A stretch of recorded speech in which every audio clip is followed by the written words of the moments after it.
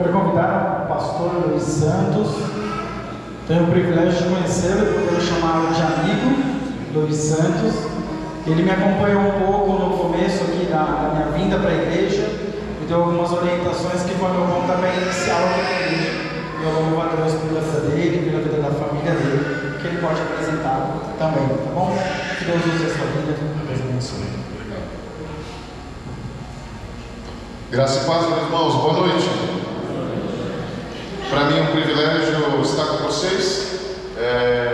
Obrigado, Rafa, e chamo Rafa carinhosamente, mas pastor Rafael, mas obrigado, Rafa, pelo convite de estar aqui com vocês essa noite.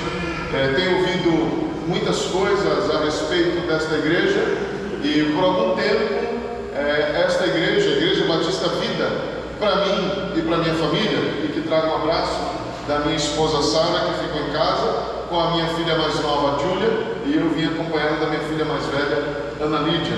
Então trago um abraço da minha família. E por muitos anos, esta igreja era a igreja do Rafa e da Thaís. Então todas as vezes que eu me referia à Igreja Batista Vida, aqui em Cabreúva, era a Igreja Batista, ou melhor, igreja apenas do Rafa e da Thaís. Hoje eu volto para casa e compartilhando com a minha filha mais velha, com toda a minha família, não é mais a igreja do Rafa e da Thaís.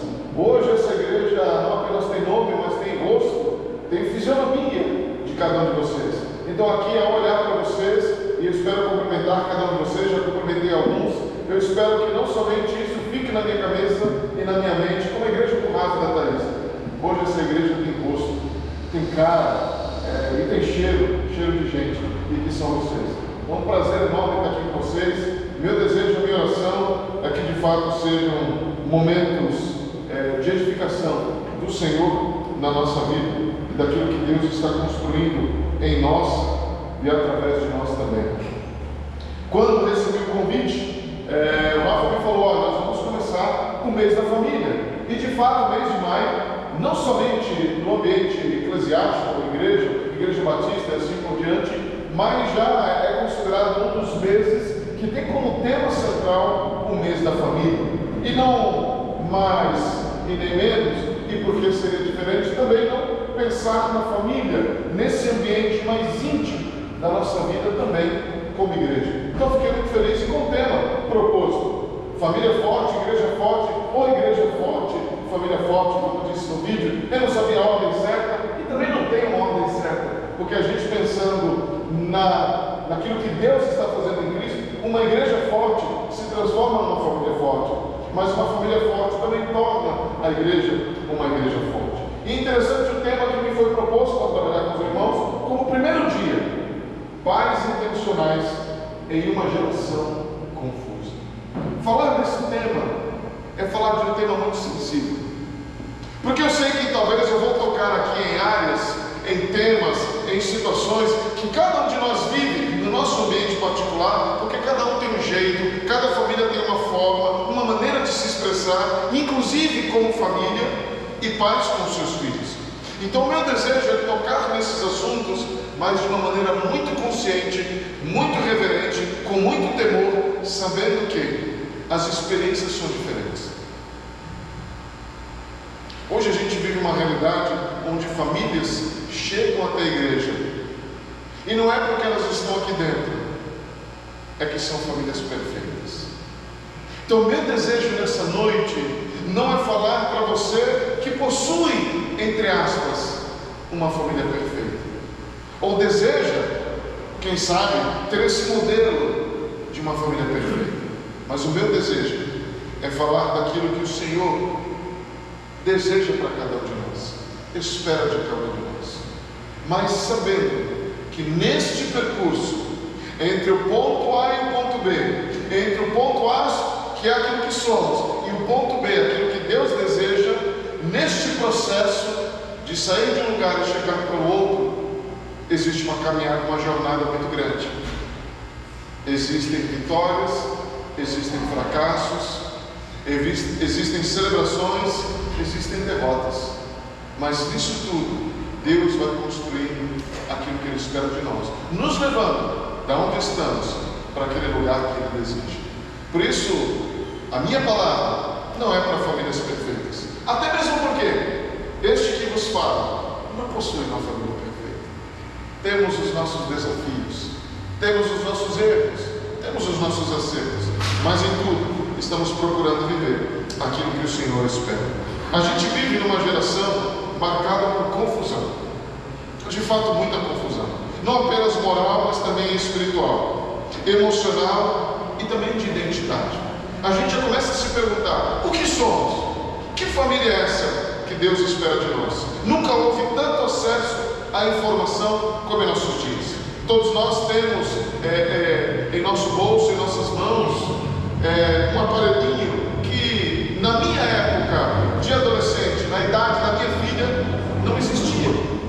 Não existia, não tinha isso em minhas mãos. Eu não tinha tanta informação como se tem nos dias de hoje. Mas apesar de tanta informação, nunca houve tanta falta de formação.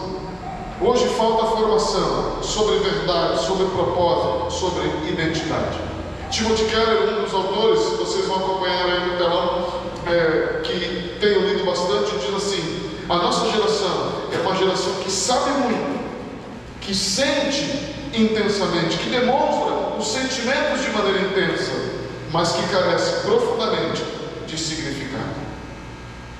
Tenho trabalhado com jovens adolescentes há algum tempo. Trabalhei como pastor de jovens, pastor de adolescentes por pelo menos 8 anos da minha experiência pastoral, desses 25 anos que eu tenho de ministério. E isso explica muito aquilo que a gente está vendo. Adolescentes hiperconectados, mas emocionalmente solitários. Sensíveis, mas confusos. Cheios de informação, mas vazios de direção.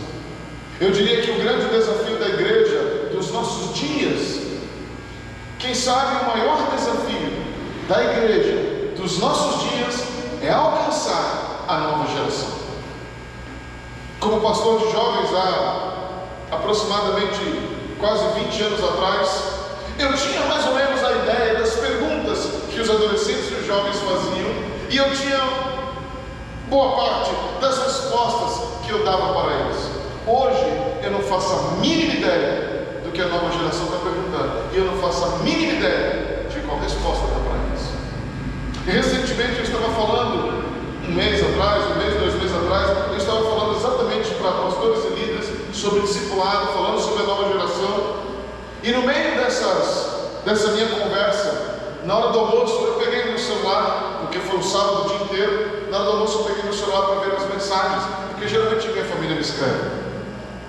E minha filha, mais velha, me mandou uma mensagem. Falou assim: pai, você precisa conversar com a mamãe, porque eu queria fazer um fanfic. E ela não está muito afim. Aí eu perguntei para os pastores que estavam lá presentes: vocês sabem o que minha filha está falando?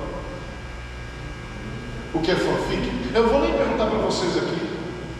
Se vocês fazem ideia do que minha filha estava falando, que ela queria fazer um fanfic. Alguns já estão balançando a cabeça, não faço a mínima ideia. Alguns já estão falando: é do demônio, pastor, corre. Fala para a sua filha sair desse negócio, que é do capeta. Mas deixa eu te dizer, um dos desejos da minha filha é ser escritora. E ela tem desenvolvido a escrita, ela lê bastante e tem desenvolvido isso. E nesse universo de escrita, de livros, existem os personagens. E desses personagens, certamente, tem aqueles que você tem uma afinidade maior, a outra menor. E tem essa coisa de ser um fã de alguns desses personagens, de histórias fictícias e tudo mais. Daí surge a ideia desta palavra, fanfic. Mais ou menos, né, filho? Mais ou menos o que eu expliquei. Talvez tenha muito mais detalhes, porque eu não sou dessa geração, eu sou de outra. Mas se eu quero discipular a minha filha, se eu quero caminhar com a minha filha, se eu quero entender o que ela fala e qual é o idioma que ela fala, que não necessariamente é o português, eu preciso entender o que é isso. Mas não necessariamente os pais têm esse desejo no coração de entender esse universo. A gente já demoniza, a gente já cria rótulos, a gente já coloca etiqueta e a gente sai de tudo isso.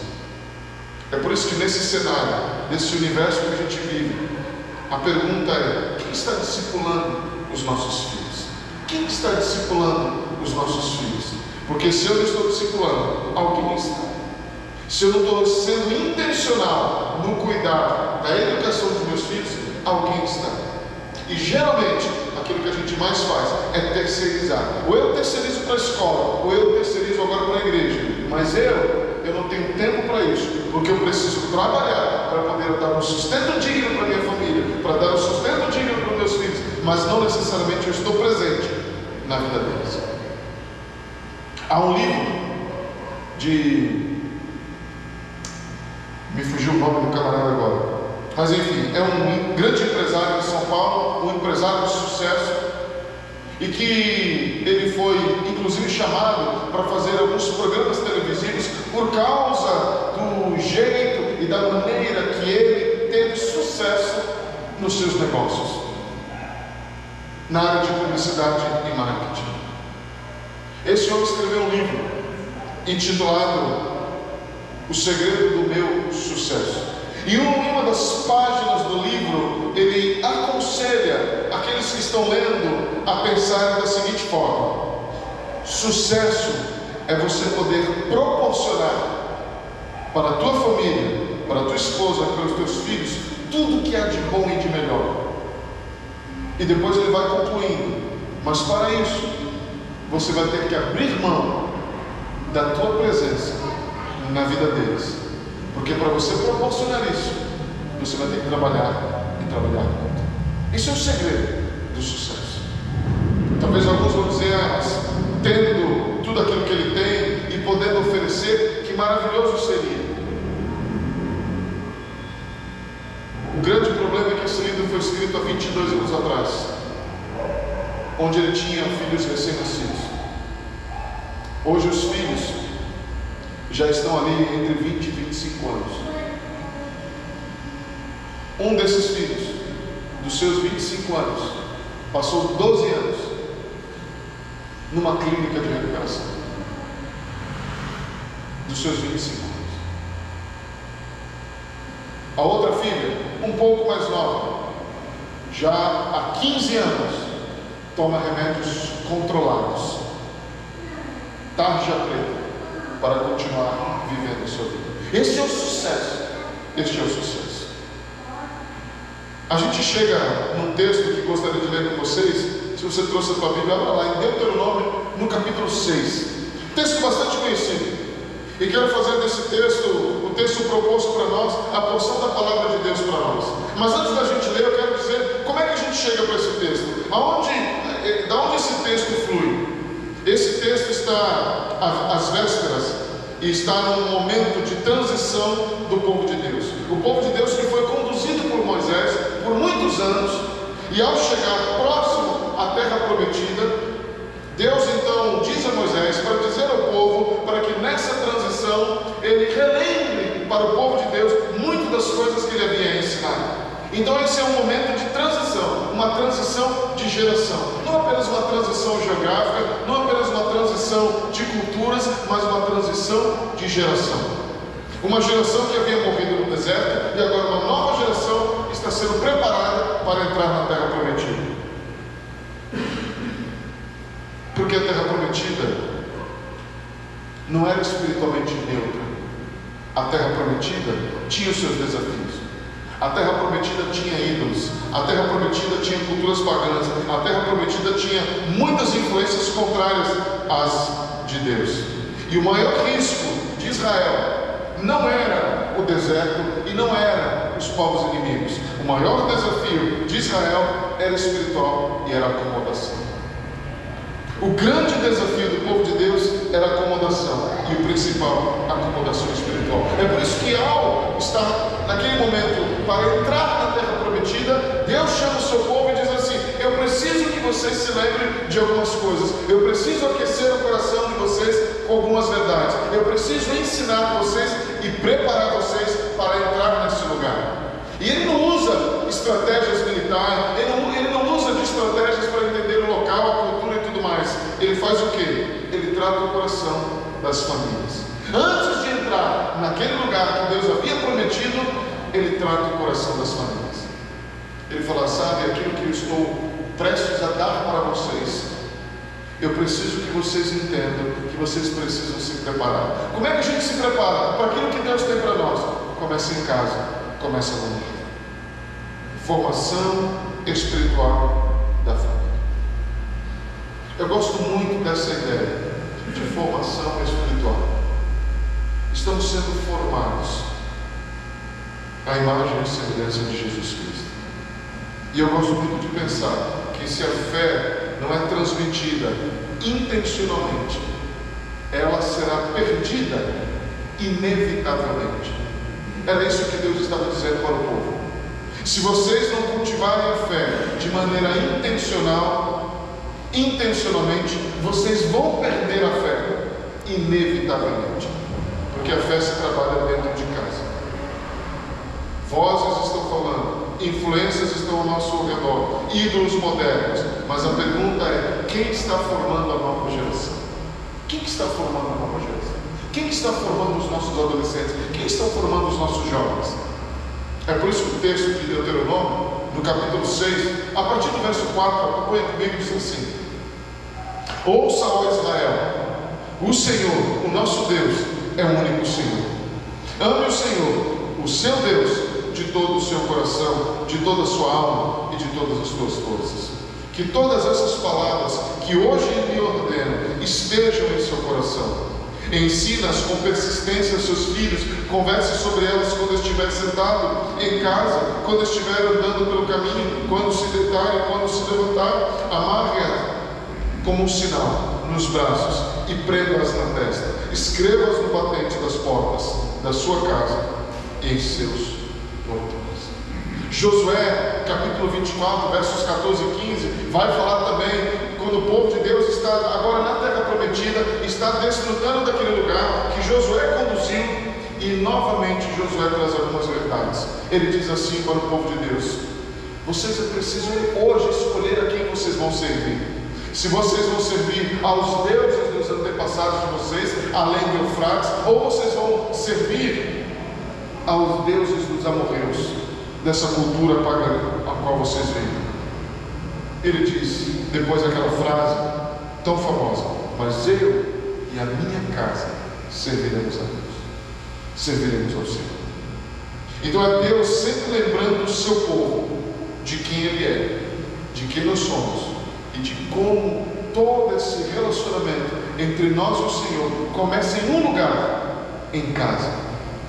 Porque é em casa, de fato, que a gente consegue viver de maneira intensa e ser, de fato, quem realmente a gente é. Por isso eu quero trabalhar 4 princípios com vocês, olhando para esse texto e pensando nessa questão de família, filhos, pais, intencionalidade e formação espiritual. Primeira coisa que eu gostaria de destacar com vocês está no verso 4 e 5.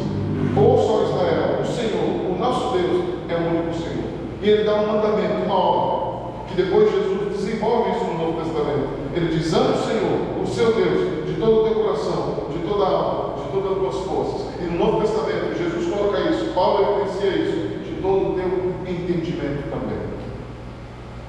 Primeira coisa que eu gostaria de destacar com os irmãos aqui nessa noite: se a gente quer de fato ser pais intencionais, a gente precisa entender prioridade. É a primeira palavra, prioridade. A fé começa no coração dos pais. Antes da gente falar sobre filhos, antes de Deus falar sobre os filhos, Deus fala sobre o coração dos pais.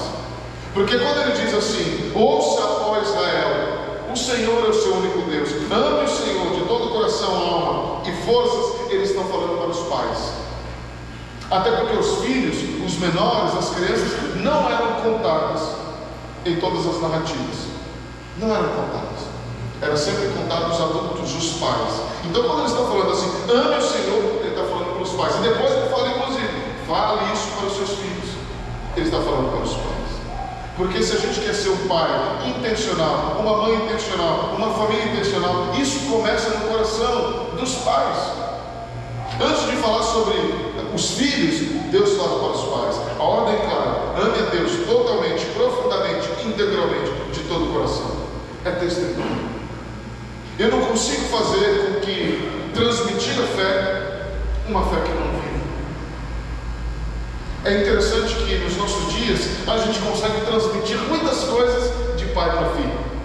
A gente vive num país onde a cultura do futebol ela é muito grande. E é muito normal um filho seguir, na maioria dos casos, seguir o time de coração dos pais. Ou pelo menos do pai. Porque a gente transmite isso. Como é que a gente transmite isso? A gente não pega o filho pelo pescoço, com uma faca na mão, senta na cadeira e ameaça: a partir de hoje você vai torcer para esse time.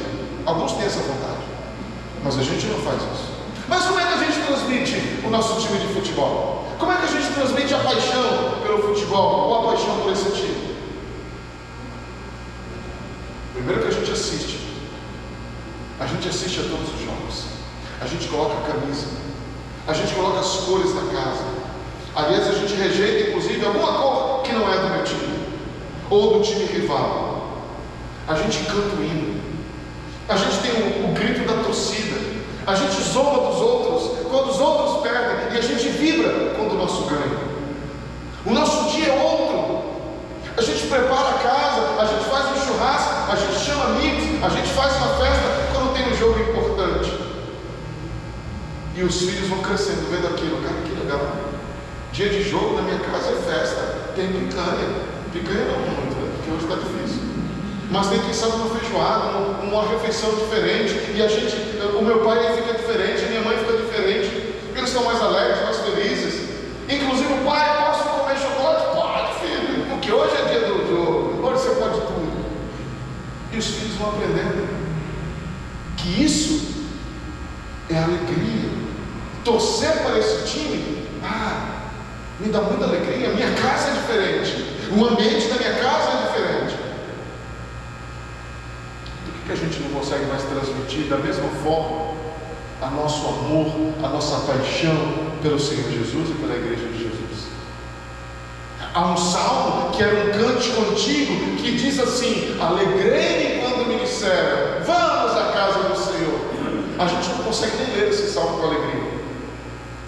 Geralmente quando a gente vai ler o salmo, a gente fala assim: alegrei-me quando me disseram, vamos à casa do Senhor. Quem que está se alegrando nesse negócio? A gente não se alegra mais. A gente não fala em casa: uhul, amanhã nós vamos para o culto, amanhã nós vamos celebrar Jesus, nós vamos reunir como o povo de Deus. A gente não faz mais isso. A gente não se prepara para isso. A gente não diz para os nossos filhos, para a nossa casa: olha, o horário, vamos descansar, vamos nos preparar, vamos separar a nossa melhor roupa, vamos almoçar mais cedo, vamos fazer isso, vamos fazer aquilo, porque hoje nós vamos celebrar o Jesus.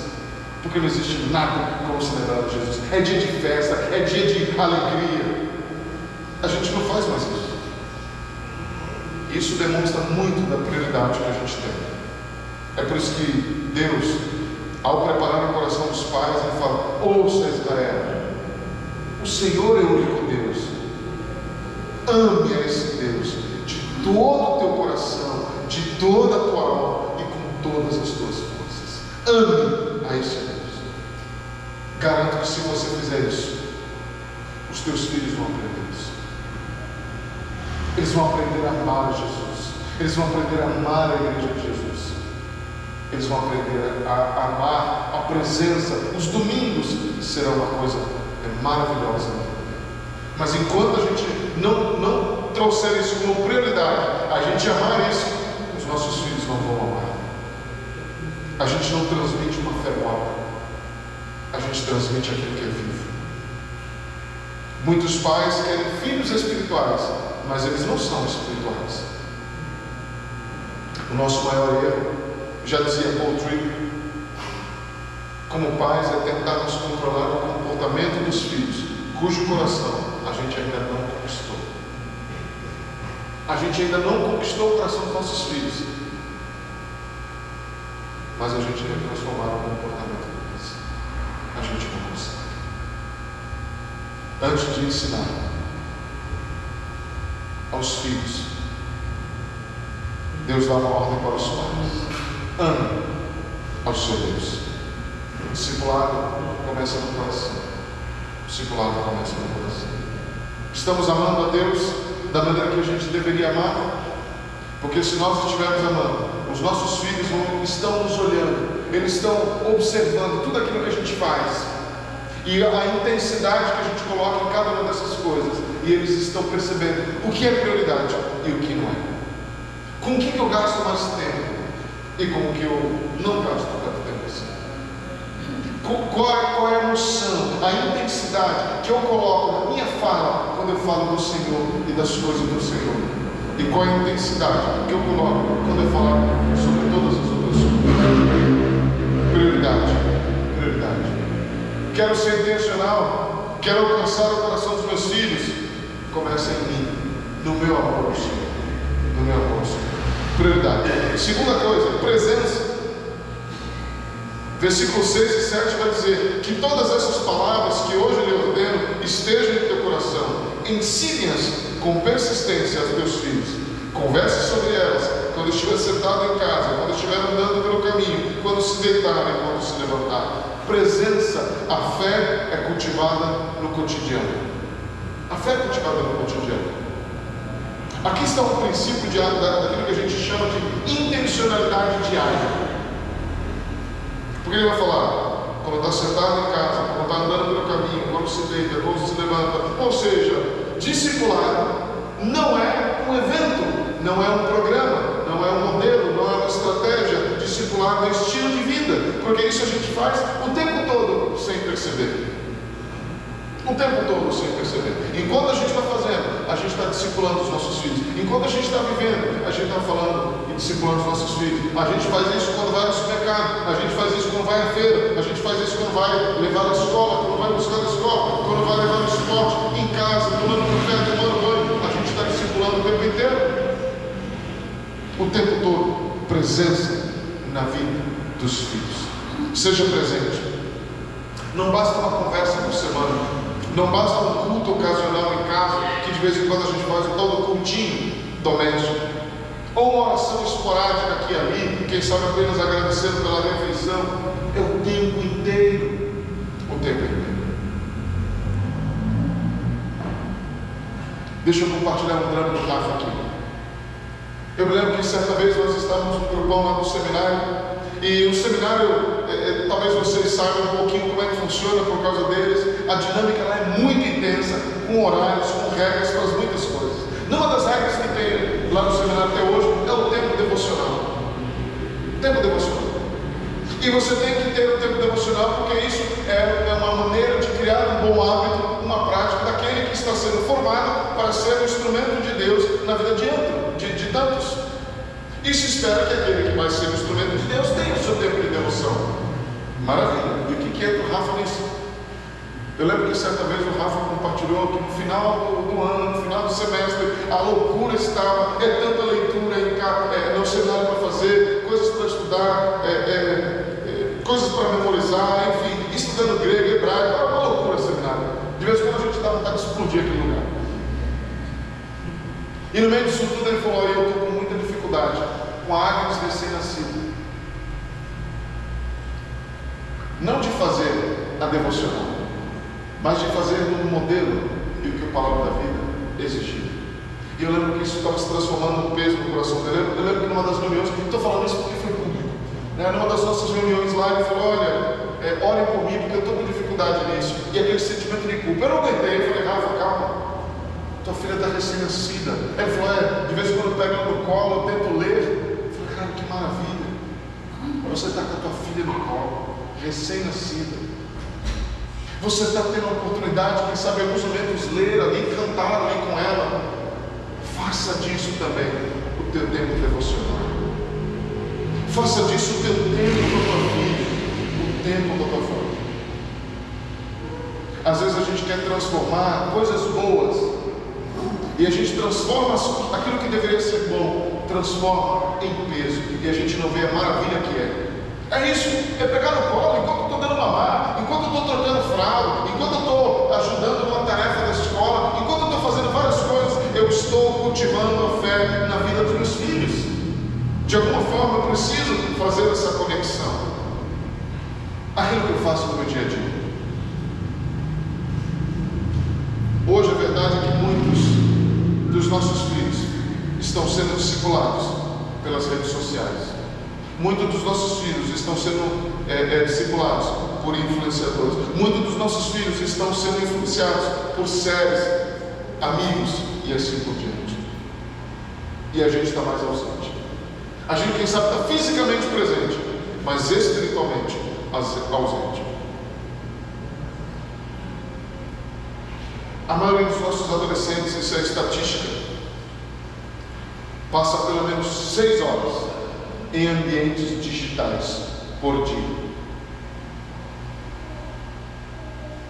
E a gente tem uma grande dificuldade de ter uma conversa de 5 minutos com os nossos filhos. Alguém está discipulando o teu filho? Alguém está sendo intencional com o teu filho? E a grande verdade é que talvez não seja você. Se você não está presente intencionalmente, tem alguém que intencionalmente está inclusive manipulando algoritmo para alcançar o coração dos teus filhos. E às vezes eles, sem perceber, estão sendo manipulados. E a gente não está presente. Lembro-me certa vez, quando era pastor de jovens ainda, um adolescente veio para mim, aliás, o pai trouxe esse adolescente para mim, louco da vida, fumando, não literalmente, mas figurativamente falando, veio fumando com a filha, pelo pescoço, me trazendo. Pastor, você precisa conversar com ela.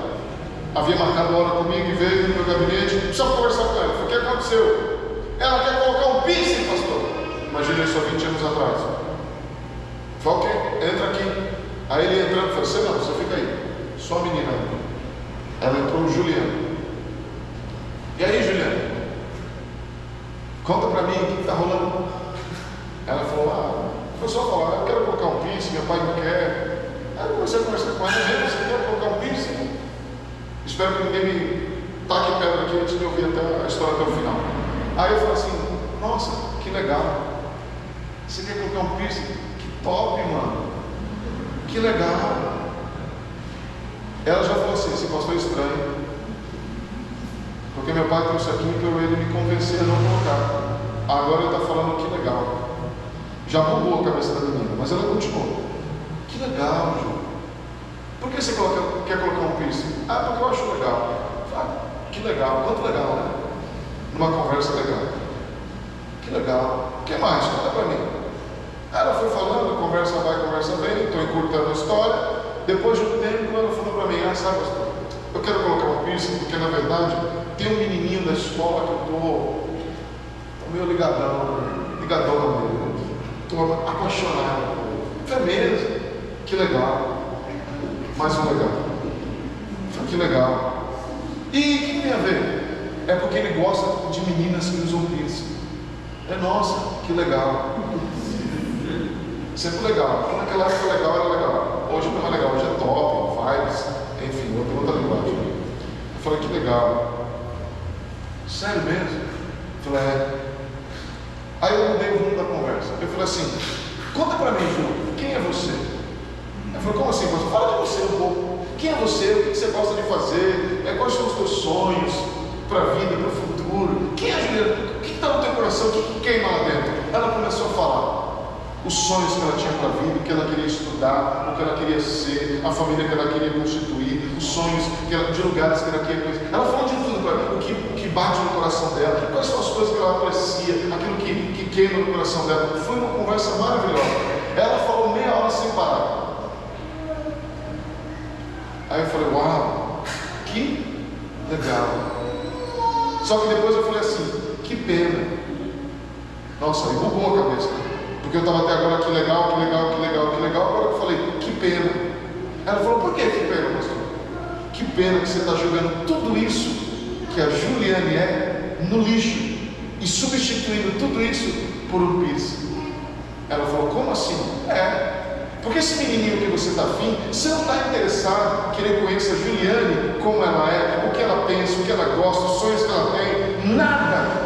Você está jogando tudo isso no lixo e está se reduzindo a um piercing, para que ele olhe para você, não porque a Juliana é, quem a Juliana é, não, o que importa é que ele gosta de um piercing. Que pena, que tudo aquilo que você é, aquilo que você sonha, você está abrindo mão. Essa menina deu um tapa na mesa fazer porque vai quebrar. Eu não vou colocar mais príncipe nenhum. Ele falou, calma aí. O que está rolando? Se ele quiser gostar de mim, ele vai gostar de mim quem eu sou. Eu não vou colocar príncipe nenhum para ele gostar de mim.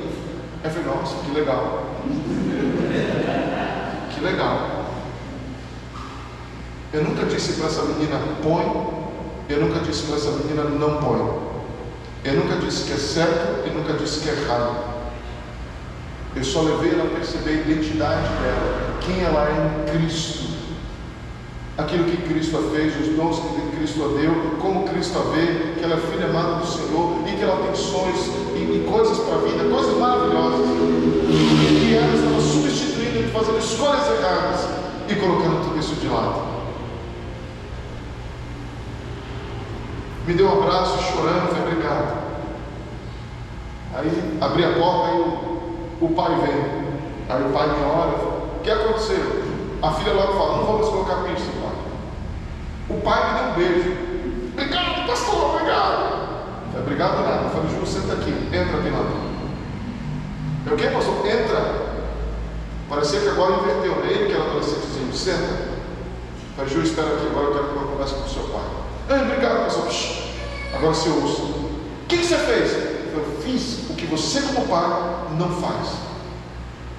Contei, sabia que a tua filha é isso, sabia que a tua filha sonha com isso, sabia que a tua filha deseja isso, e falei meia hora o que a filha dele tinha me contado. O pai começou a chorar na minha frente. Eu não conheço a minha filha. Falei, esse é o teu maior problema. E tu acha que eu, como pastor, eu sou a polícia moral ao qual você vai trazer e que eu vou algemar a tua filha, vou ameaçar e falar para ela, você não vai colocar piercing, senão você vai queimar no inferno e eu vou te encher de porrada. O pai queria isso, que o pastor fizesse isso. Eu falei, o teu trabalho você não está fazendo como pai. Volta para casa, toma vergonha na cara e seja homem e seja pai. Cuide da tua filha. Eu falei, pastor, faz anos que eu não tenho uma conversa com a minha filha. Aí vai ter uma conversa. Passados alguns meses, aquele pai veio dizer para mim, pastor, aquela conversa restaurou o meu relacionamento com a minha filha. Aí eu virei para ele e falei, bendito piercing na tua vida. E falei ainda mais para ele, que vem muito mais piercings na tua vida. Outros desejos da tua filha, para que você se reconecte, entenda o teu papel. Às vezes a gente olha para desafios e a gente acha que é demônio, a gente acha que, olha, o pastor tem que conversar, o pastor tem que convencer. A gente precisa de presença. Presença. Gasta tempo. Aquele pai, depois daquela conversa, levou a filha até no McDonald's. Olha que delícia. Não pela comida, mas pelo passeio. Intencionalidade exige presença. É por isso que Deus fala para os pais, faz isso, andando pelo caminho, em casa sentado, ao se sentar, ao se levantar, ao dormir. Faça isso com o teu filho. Aproveite as oportunidades para compartilhar da fé. Terceiro, prática. Olha o verso 8 e verso 9. Amarre-as como um sinal nos teus braços, prenda na testa, escreva nos batentes das portas da tua casa e em teus portões. Prática. A fé precisa ser visível. De maneira clara, Deus ordena aos pais, dizendo, olha, você precisa fazer com que a tua fé seja visível, concreta, prática. As pessoas, os teus filhos, a tua casa, precisam entender isso de maneira visível. Por isso que ele fala de uma maneira, lógico que tinha um significado, não vai entrar nos detalhes aqui, de amarrar o sinal nos braços, prender na testa, escrever nos batentes da porta e nos portões, tinha um significado. Mas o principal, o princípio maior por aqui, é que isso seja visível, seja prático na vida de todos. Não basta ser alguma coisa intelectual, não basta ser uma coisa teórica, abstrata, que ninguém entende.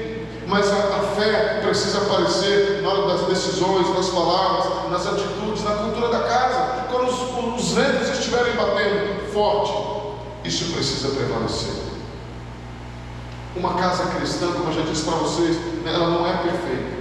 É onde Deus é percebido. É uma casa onde Deus é percebido.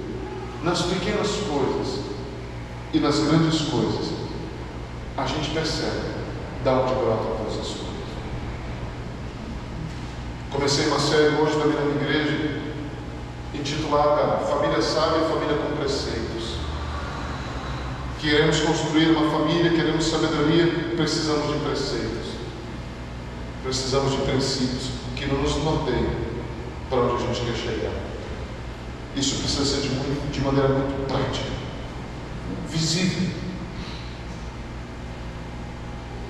Adolescentes, diz uma estatística recente que 70% dos adolescentes que se dizem cristãos e de jovens que se dizem cristãos até mais ou menos 24, 25 anos nunca desenvolveram uma vida espiritual de maneira prática. Ou seja, ler a palavra, orar, aquilo que é o básico da vida cristã, não possuem, nunca possuíram, nunca fizeram em casa. Muitos nunca leram um livro sequer das Escrituras Sagradas. A fé pode e deve ser herdada, mas ela, em primeiro lugar, ela precisa ser experimentada com os filhos em casa. Não de maneira ocasional, mas de maneira constante.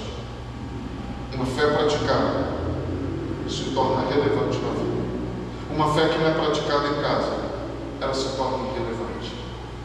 Se a gente não toca nesses assuntos em casa, esse assunto para nós é irrelevante. Perguntou-se também por alguns jovens e adolescentes sobre vários temas que hoje se trabalham em vários contextos da nossa sociedade.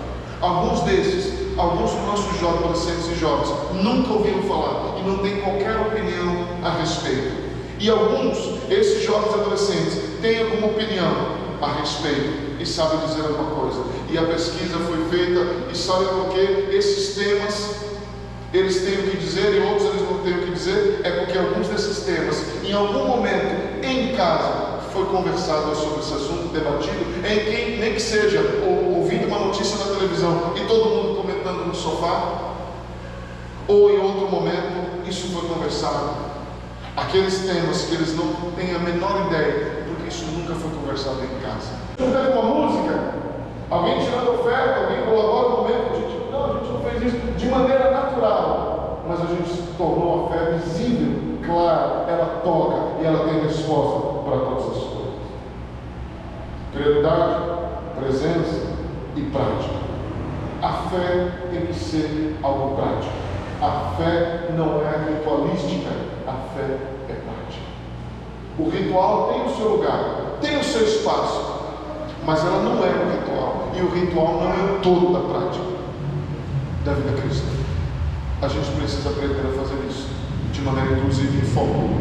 E por último, propósito. Qual que é o propósito da formação espiritual no lar? É apontar para Cristo. É apontar para Cristo.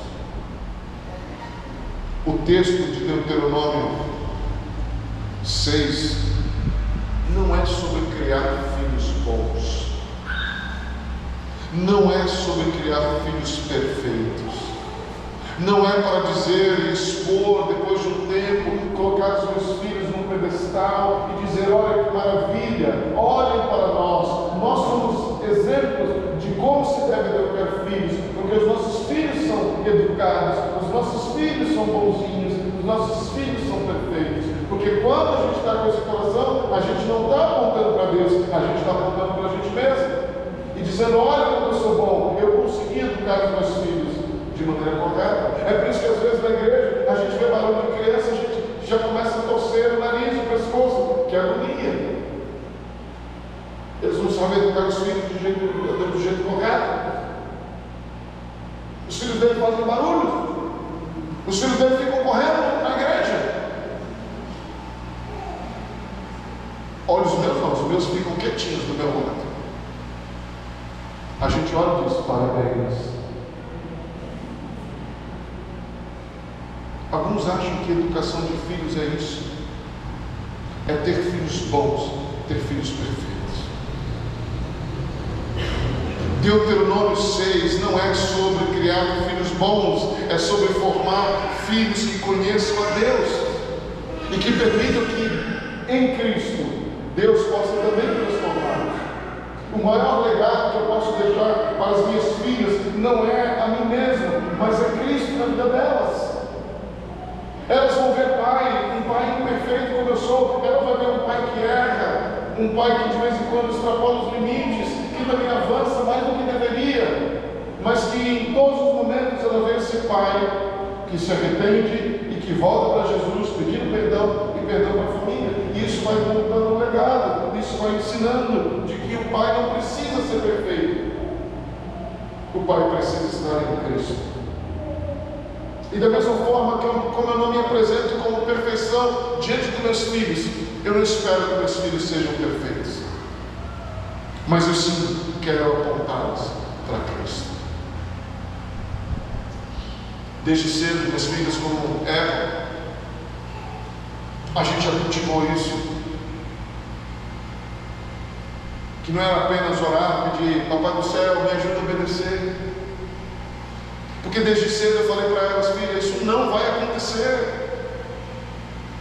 Não adianta você ajoelhar no milho e falar assim: me ajuda a obedecer, porque vai gritar o teu coração, a tua carne, contra a vontade do Senhor e aquilo que eu estabeleci para você. É dependência, é dizer: Jesus, transforma a minha vida aos poucos, para que a tua perfeição invada o meu coração de tal forma que eu seja transformado dia após dia, de glória em glória.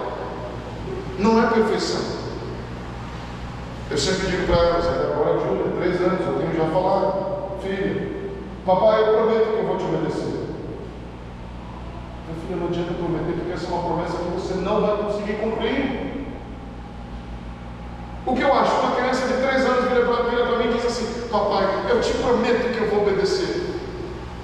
E eu, Toninho, acho o quê? Claro, eu vou levar ela no parquinho, e na hora que eu falar assim para ela: filha, está na hora da gente ir embora, ela vai dizer para os amiguinhos: tchau, gente, meu papai falou que está na hora de ir para casa, tá bom? Isso não acontece, gente. Ela vai desobedecer, ela vai gritar, ela vai espernear, ela vai bater o pé, porque ela não consegue sustentar essa promessa. E a gente espera que as nossas filhas sejam perfeitas. Deuteronômio 6 não fala de criar filhos bons, mas fala de apontar para Cristo, amar o Senhor acima de todas as coisas e permitir que no Senhor a transformação aconteça. Deus não esperava que agora os pais que estavam ali prestes a entrar na terra prometida e desfrutar de tudo aquilo, eles seriam perfeitos, como eles não foram. Porque logo depois de Josué vem o livro de Juízes, e o livro de Juízes vai narrar no versículo dizendo: veio uma geração que não conhecia o Senhor. Deus sabia disso. Não é que ele foi pego de surpresa: ai meu Deus, onde é que eu errei? Ele já sabia disso. Então não é, Deus não estava esperando que aquela geração a qual ele estava se comunicando naquele momento, antes de entrar na terra prometida, falando assim: ame o Senhor, ensina os teus filhos, e olha, sejam maravilhosos, sejam perfeitos. Ele não tinha essa expectativa, porque ele sabia que ia errar, mas ele disse: ame o Senhor acima de todas as coisas, e permita que esse amor ao Senhor, a manifestação de Deus na tua vida, te transforme pouco a pouco. O Evangelho traz esperança. O Evangelho traz esperança. É por isso que eu disse no início: hoje a gente vê famílias chegando à fé, famílias chegando à igreja, totalmente imperfeitas, totalmente quebradas, dos problemas dos mais diversos possíveis. Mas a igreja tem que ser esse lugar de acolhimento, de compreensão, de que famílias vão chegar aqui, famílias vão lutar para viver de fato a fé de maneira íntegra, inteira, como Deus espera. E a igreja vai aprender a lidar com isso também. Mas tem que aprender a lidar com isso. Não é passar a mão, não é aceitar o pecado, mas confrontar em amor. E talvez alguém vai gritar, chorando, dizendo: eu não estou conseguindo. Como de vez em quando minhas filhas choram e gritam: papai, eu não consigo. Eu continuo abraçando, as amando e dizendo: eu continuo aqui. com vocês e por vocês. Porque Deus em Cristo, Ele continua conosco, com cada família imperfeita que chega. E Ele diz que maravilha, porque Deus é craque em lidar com famílias imperfeitas. A gente olha a família dos primeiros, Adão e Eva, imperfeitos. A gente olha para os filhos, um matou o outro, imperfeitos. A gente olha para a família de Noé, imperfeição. A gente olha para a família de Abraão, imperfeição. A gente olha para a família de Jacó, imperfeição. A gente olha para a família de José, imperfeição. A gente vai ver a imperfeição, a família de Davi, imperfeição atrás de imperfeição. Porque nem mesmo nas Escrituras a gente tem um modelo de família perfeita. Mas isso não quer dizer que Deus não tenha usado cada uma dessas famílias ao longo da história, inclusive nas suas imperfeições, para demonstrar que não é por causa da perfeição que Deus vai fazer algo em nós. Deus faz algo em nós através de Cristo Jesus, porque é o único perfeito. Ser cristão não é ser perfeito, porque assim a gente vai agradar ao Senhor. Ser cristão é ser colocado em Cristo, porque Ele é perfeito. Ser cristão não é andar direitinho para que Deus se agrade de nós. Ser cristão é ser colocado em Cristo, porque Ele andou direitinho. E na perfeição dele eu posso ser aperfeiçoado. Por isso que intencionalidade como pais não nasce da culpa, mas nasce da graça. Eu não tenho culpa, eu não carrego culpa, dizendo, mas eu sou imperfeito, eu não sou um pai, eu podia ser um pai melhor, eu não sou um pai bom, eu não sou uma mãe boa, eu não sou nada.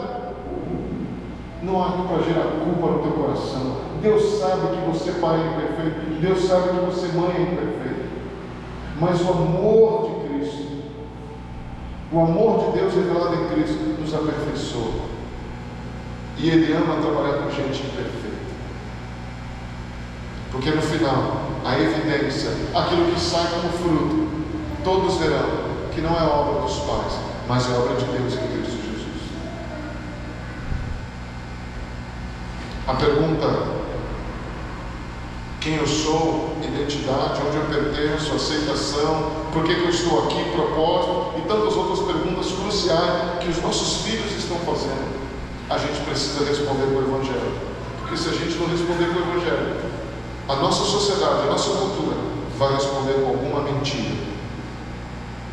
Não carregue a culpa dizendo eu falhei, eu não fiz como deveria. Comece na graça, com arrependimento. Eu não sou o que eu deveria ser, mas em Cristo estou sendo aperfeiçoado.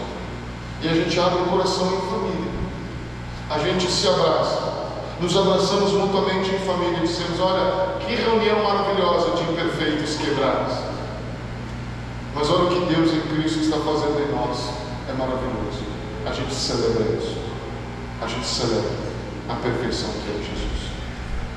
Paul Tripp vai terminar dizendo assim, adolescentes não são adultos pequenos e nem crianças grandes. Eles são peregrinos em construção de alma e sedentos por orientação.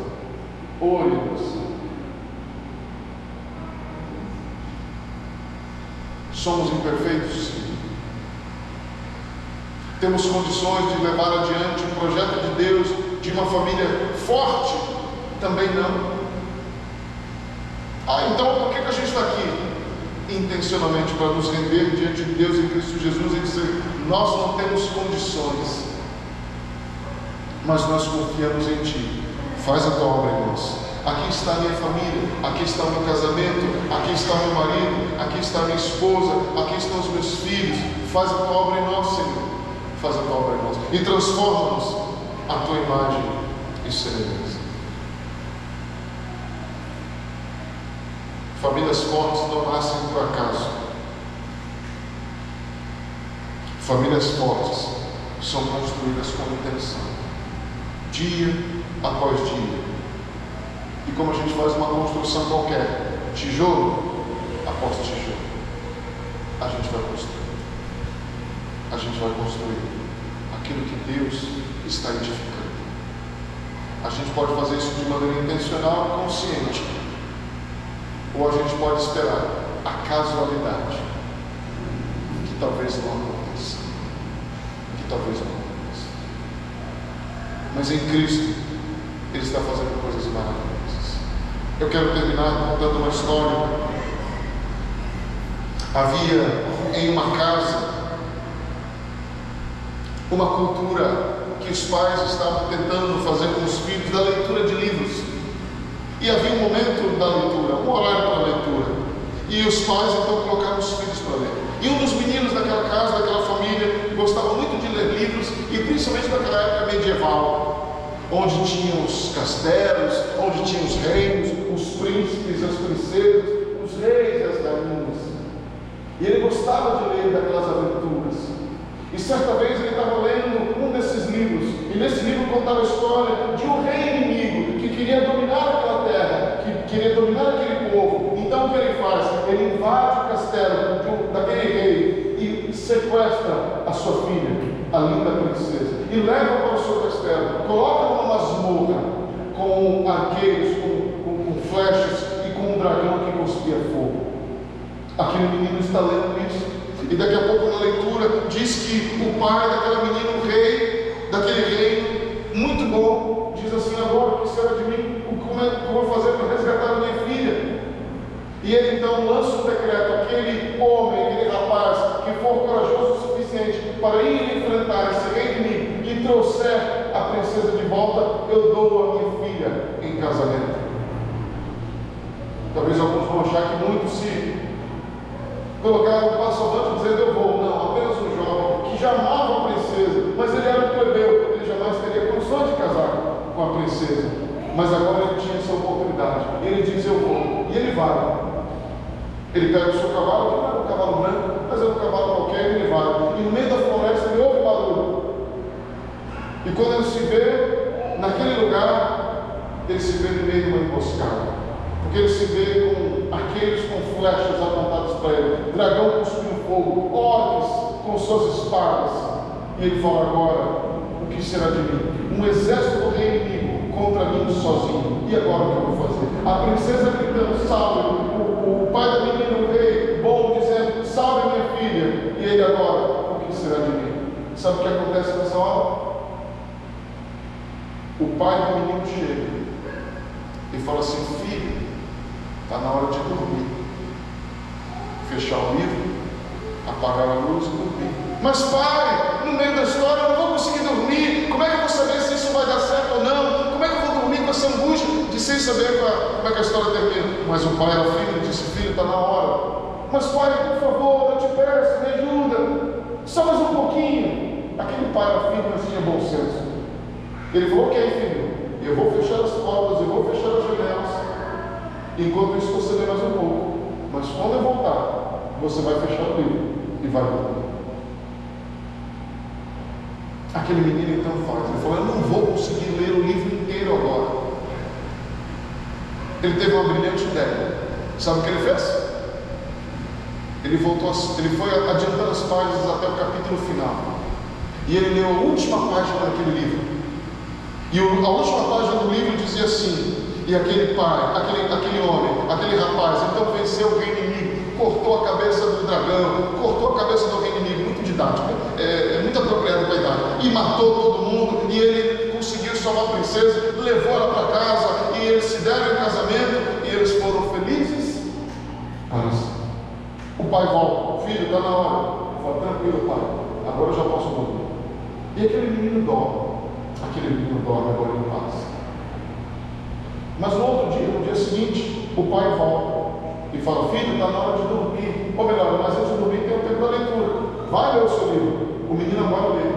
Sabe onde ele volta? Ele volta não para o final da história, ele volta para onde ele tinha parado, lá no meio da floresta. O rei inimigo, orques com suas espadas, dragão cuspindo fogo, aqueles com suas flechas, a princesa gritando: salve, o rei bondoso dizendo: salve a minha filha. E ele agora, com aquele rapaz: e agora o que vai acontecer?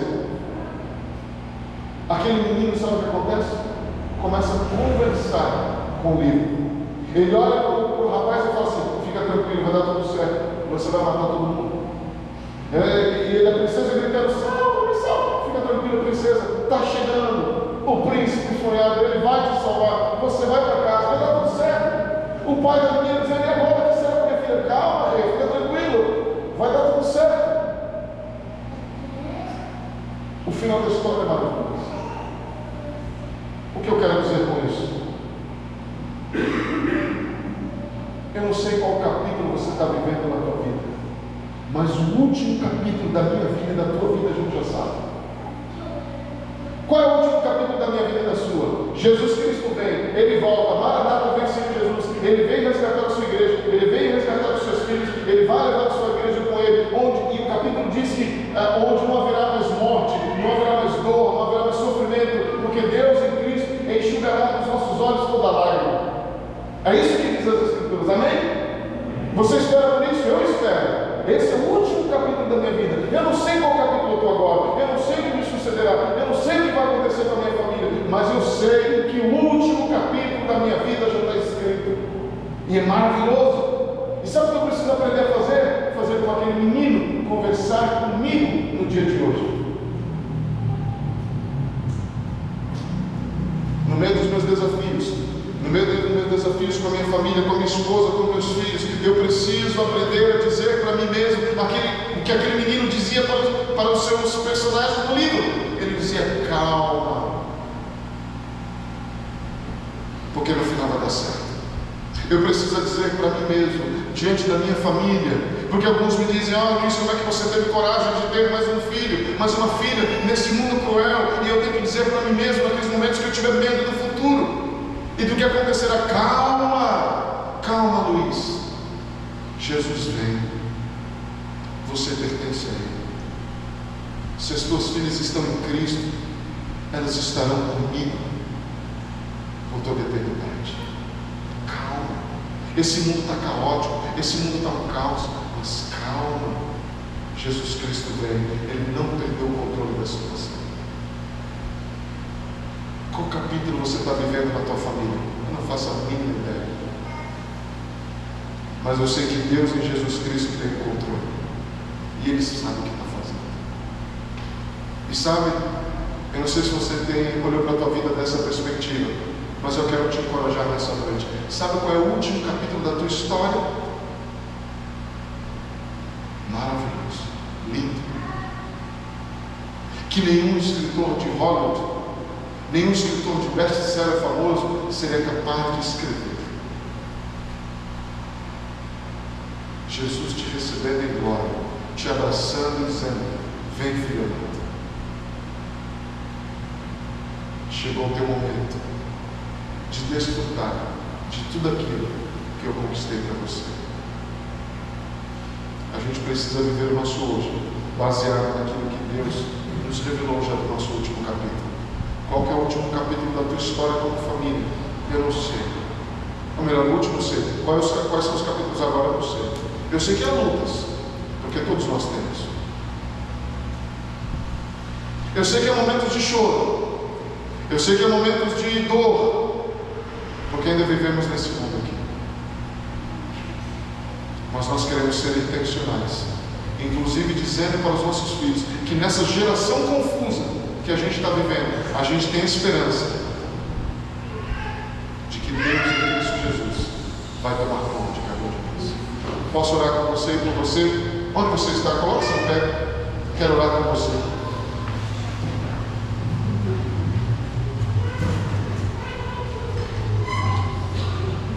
Você está com a tua família?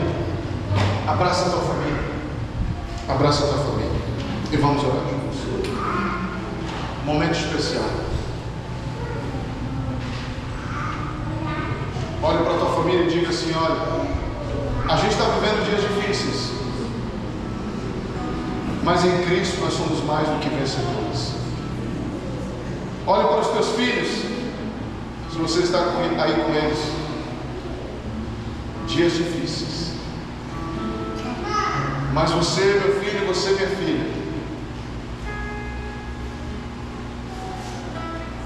você tem algo que é mais precioso e que eu quero transmitir para você: a tua identidade em Cristo. E lá diz que você tem um DNA eterno, não apenas o meio da sua mãe, mas o DNA de Deus.